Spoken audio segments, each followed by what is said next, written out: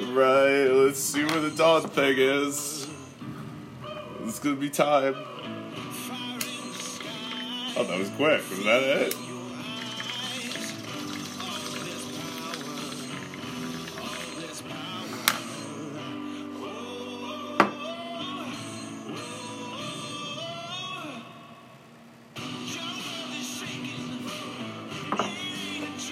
Almost there. Hey, what's going on, Dritundaro? J. Rittendaro? Ah! Ah! So close!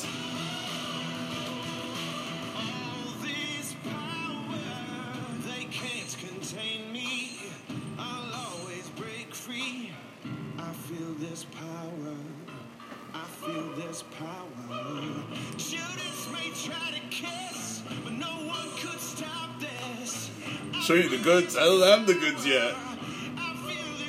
No one has the goods. We don't even know what the goods are going to cost. Probably some Fearless pants. I don't know, maybe 10 Titans for the arc skin. We'll probably see Fearless. We'll probably see AI Zero, and I don't know, maybe a Tyrant. You know, it's gonna cost something, and I think the consensus of the community is that we're gonna see it's gonna cost a Fearless, and very few people have more than one Fearless. So, but there are people out there.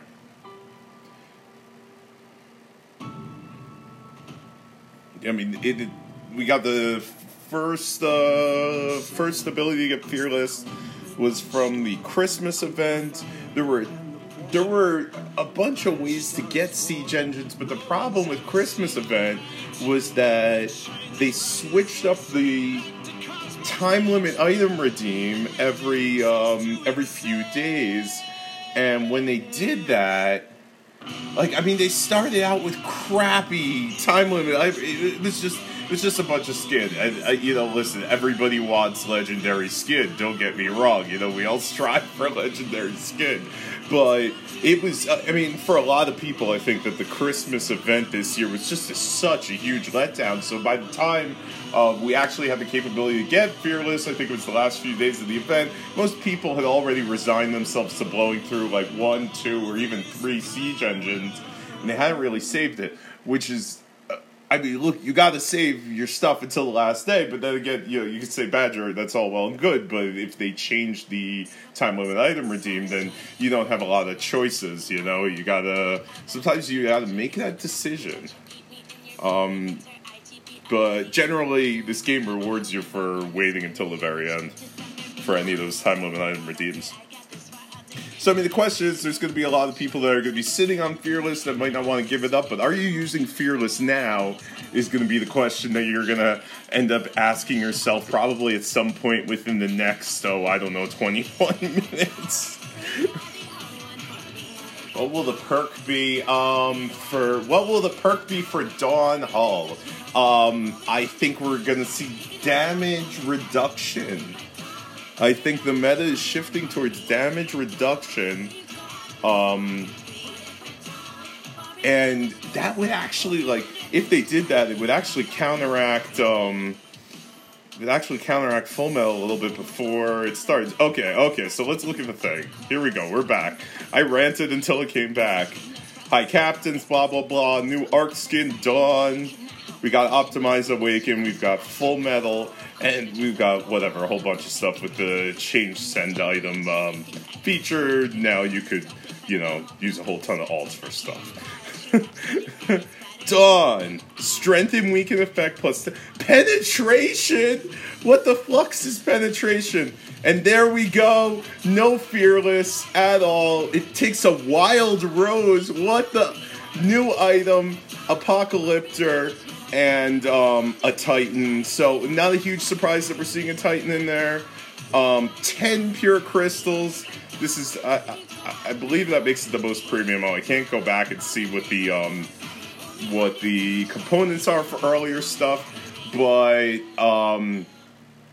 the Apocalypse are pretty cheap, but, you know, as we get later and later in the game, you have fewer and fewer options to pick one up. Actually, recently I picked one up at an event because I thought I needed it. I still haven't used it, so I'm sitting on plus 13. And, you know, Titans, I mean, look, let's be honest. You could build a Titan anytime. 10 pure crystals is a lot. That's basically $100 value any day of the week worth of unlimited crystals. You can turn that into 1,000. This Wild Rose, we're going to have to wait. I'm guessing this is going to be a Valentine's Day event, everybody. Rose, 2 days from now, Valentine's Day. I'm going to call it, and you guys can make fun of me in exactly 3 days when it doesn't happen. Okay, but, what is penetration? I think penetration is going to be the capability to fire through, damage reduction. And let's see, so crit, I guess that's to counteract some crit wither going on. Maybe Wild Rose has some crit wither. Actually, probably has penetration. To be honest with you. Accuracy, that's going to be a decent amount of accuracy. Crit damage as well. This looks like an infantry hull to me. You got attack, accuracy, crit damage, crit, penetration. I don't know. Look, I mean, we don't know what penetration is.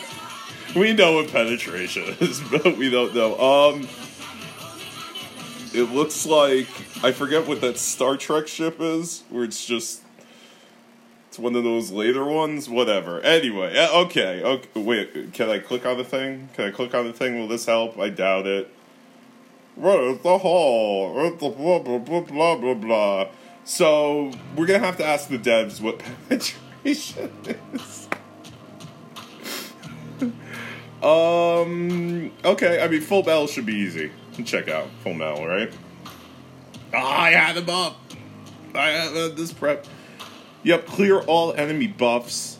So I don't think that... I mean, we're going to have to test this out, but I don't think this means clear a buff like the same way that, say, you know, Vega works, the same way that Breakdown works. Because this... See, I think because Breakdown, because it says a stat and then a buff, it's actually, you know, it's any of these percentages that are on, you know, gear or gems, whatever. But I think that clear all enemy buffs is going to be skill procs or gem procs. But, you know, obviously we're going to have to test it. Usually when I make an assumption like this, I'm horribly wrong. But, it says clear all enemy buffs. So to me, like, you shouldn't be able with a skill proc to be able to get rid of the opponent's all of their gear percentages and what have you. But you know, further testing is required. Easy with the stellar penetration jokes over there. All right, let's see what else we got. So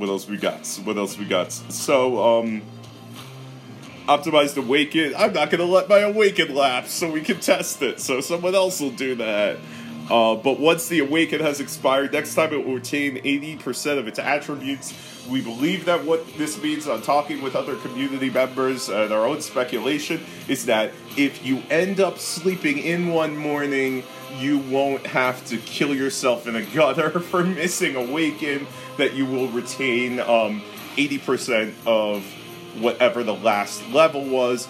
And what this does is it actually makes it much more economical to run Awaken on your A-class comms and your S-class comms. Now, granted, you will have to use more than one. So, like, okay, you're going to use Awaken, it's going to lapse, let's say on your Rogers. And then, hopefully, 3 months later, when you're at a pivotal battle, you can use Awaken again. You'll have 80% of what it was previously. So just know that if you use it and then it lapses again, it's probably going to go down to 80% of that. So it's going to be multiplicative over time, or reflexive. Reflexive is the correct word. So just make sure that if you are going to use the pivotal points, you're going to have to use multiple Awakens. And in fact, the the cost is going to increase in this as time goes on, or you could just consistently hold Awaken. At any rate, it does make it where Awaken is now applicable to these comms, so people will be running around only now. Like, there was a trend where people were leaning towards B comms and lower, and I think we were headed down a road where you were going to see a lot of Nikojiros, we already see a lot of Vegas, but some Medusas, and even with the last patch, you know, we've got like Lunas and Kakarots, you know, that were buffed. Yeah, but that was never going to happen. Anyway, so we were headed down this road where we were going to see some of these comms as people were just going to run Perpetual Awaken on them. But now it seems like what happened is the community was saying, like, hey, developers, Seven Pirates, like, what you've done is you've made B-class and lower comms invincible with the Awaken mechanic, and it was completely economical for even a moderate spender to be running a 600% dodge on a Vega or a Bullet all the time, every day of the year. So it seems like the devs, like, listened to that, and instead of balancing, once again, instead of balancing the mechanic, what they did is they, like, overbuffed it, like, so beforehand, Vega was OP, now everybody's going to be OP. You're not going to be able to scout to find out what their Awaken level is. It's going to make people fight less, I think. So if you liked Farmville before, wait till you see Farmville now. It's going to be worse, I think. But we'll see. Only time will tell. Then we've got the change send items feature. Now you can send items to an ally whose arc does not exceed your level. So, say level 21 arc could send speed ups to a level 21 arc, which is going to... it's just going to encourage people to have alts, you know, is what's going to happen, and get their alts up to level 21. So, I know at some worlds, there are some guilds where there's, like, 85 people in that guild, but not really, because like 40 of them are alts. I think you're gonna see that more, even. And so honestly, I think this was a bad move by the devs. I think anything that that systemically rewards people for playing more than one arc is something that the devs should really renege on. I think they should roll this one back, honestly, and put more checks in place to curtail alt play. Because, I mean, I've seen a lot of servers where just, like, one person will have 20 arcs or 5 arcs, and they'll take up a ton of tiles, and they'll, like, push other guilds off of other tiles. It just becomes this whole mess, and really, at the end of the day, what you're doing is you are de-incentivizing actual play by human beings. So I actually think that this was a bad move, but definitely the last few patches have been really great by the devs. I'm interested to see some comms penetrate other comms, and I mean, look, I'm not gonna look. We're gonna poke around, but I mean, I have found in the past the absolute best way to find out what the optimized features and increased bugs are is for me to stop streaming. Then everyone else finds them and tells me what a moron I was in the first place. So thanks for joining me on what has become this frosty Tuesday night in February. Happy Valentine's, and I think we're gonna see some roses pop up pretty soon. Peace.